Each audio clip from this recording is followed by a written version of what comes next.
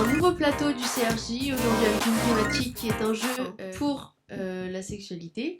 Nous avons comme invités Enzo et Malvan et je vais vous laisser vous présenter. Bonjour à tous, moi c'est Enzo, je viens de Dinan et je suis co-responsable de la commission égalité du Conseil régional des jeunes de Bretagne et je suis dans le pôle éducation au genre et à la sexualité. Et moi, c'est Malvan Dominois. Je fais partie du même pôle dans la commission égalité. Est-ce que vous pouvez nous présenter votre projet rapidement, s'il vous plaît? Oui, bien sûr, donc en fait c'est un jeu qui se veut ludique, qui porte sur les questions de vie sexuelle et affective et notions de genre pour sensibiliser à ces questions-là dans les lycées. Et du coup, vous voulez vous demander quel thème ce jeu allait aborder justement pour la sensibilisation. Il y a 6 thèmes qui correspondent à six thèmes de questions.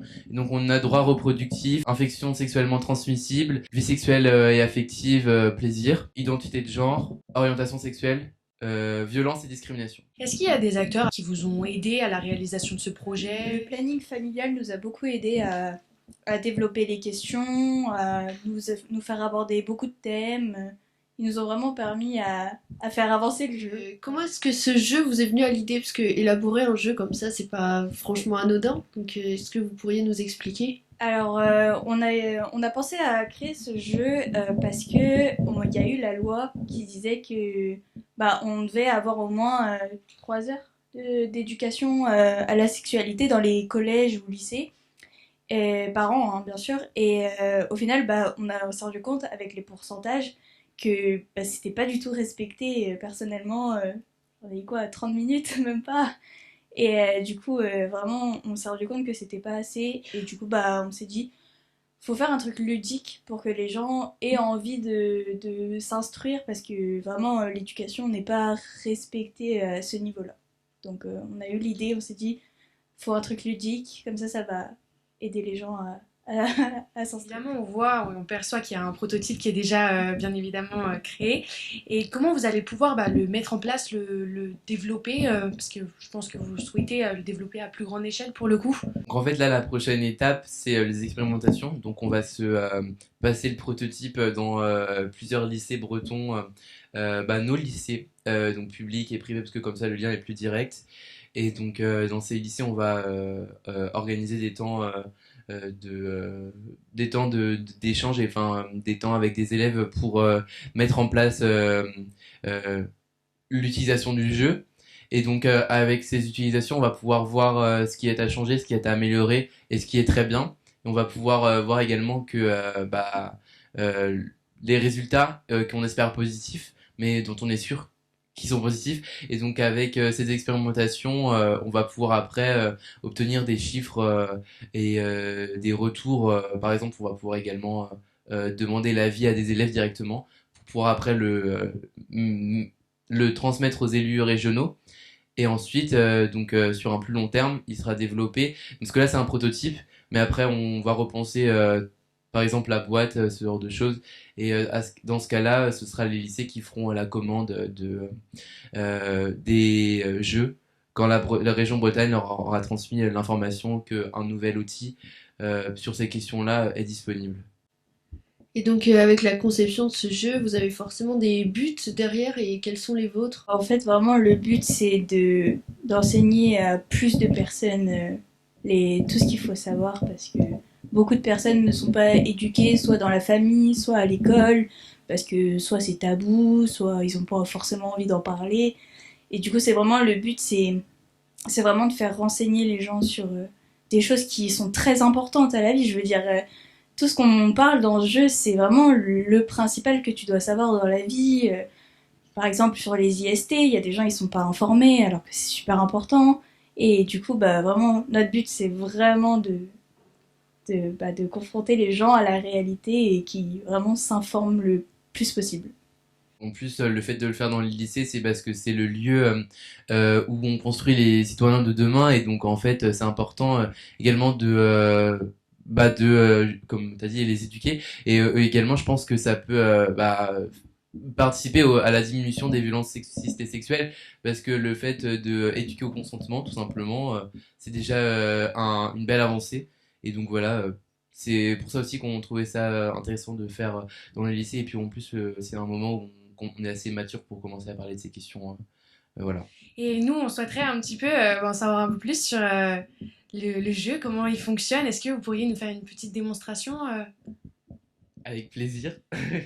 En gros, c'est un plateau comme tous les types de plateaux qu'on peut retrouver partout. Ça s'inspire du jeu de loi et du Trivial Poursuite pour les couleurs. Donc en fait, il suffit juste de lancer le dé. Par exemple, il a fait 5, il avance de 5 cases. Et en fait, il atterrit sur la couleur verte. Du coup, je vais lui poser une question de la carte verte qui est sur les IST. Et par exemple, la question c'est: qu'est-ce que le dépistage, à quoi sert-il? Et du coup, en fonction de sa réponse, s'il a bon, il avance d'une case. Et s'il a pas bon, il reste sur la case en elle-même. Et du coup, ça dépend. Il y a plein de questions, plein de cartes sur différents sujets. Par exemple, là, si tu veux. Ça, c'est plaisir et... Plaisir, vie sexuelle et affective, voilà. Donc, est-ce que c'est ok de ne pas apprécier complètement le physique de sa partenaire? Donc, en fait, ce thème-là, donc plaisir et vie sexuelle et affective, c'est des questions dont on n'a pas l'habitude de parler, mais c'est des questions, qui sont importantes de savoir, donc moins techniques. Donc, c'est des questions plus globales. Sinon, après, on a la couleur orange, comme tu dis. Donc ça, c'est sur les violences et discriminations. Et donc, par exemple, un type de question, c'est: penses-tu que c'est une bonne idée de retourner les insultes et d'en faire une force? Et donc, les réponses varient sur chacune des cartes. Tu veux lire une autre? Voilà, on a parfois des qui suis-je ou des vrais ou faux.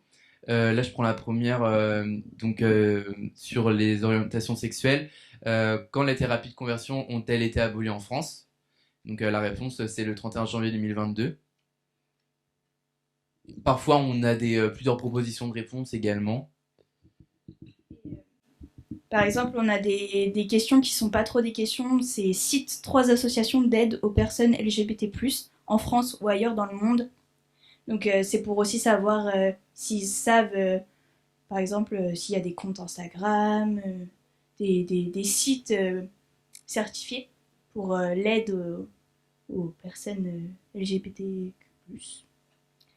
Et une dernière carte, je pense. Ouais, donc sur les identités de genre, donc une question, qu'est-ce qu'une dysphorie de genre? Voilà, après, donc c'est une définition qu'on met derrière. Derrière, on met soit la réponse, ou soit, quand c'est une cité, par exemple, on met une liste non exhaustive. Donc là, on met la réponse, la vraie définition, mais si la personne dit dans le global ce que c'est une bonne réponse, évidemment. Le but, c'est de vraiment informer. Donc parfois, il y a des questions faciles, mais importantes d'aborder, comme par exemple, qu'est-ce que l'homosexualité, ou au contraire, je suis telle chose, qui suis-je? Et donc ça peut être vu facile, mais bien d'aborder.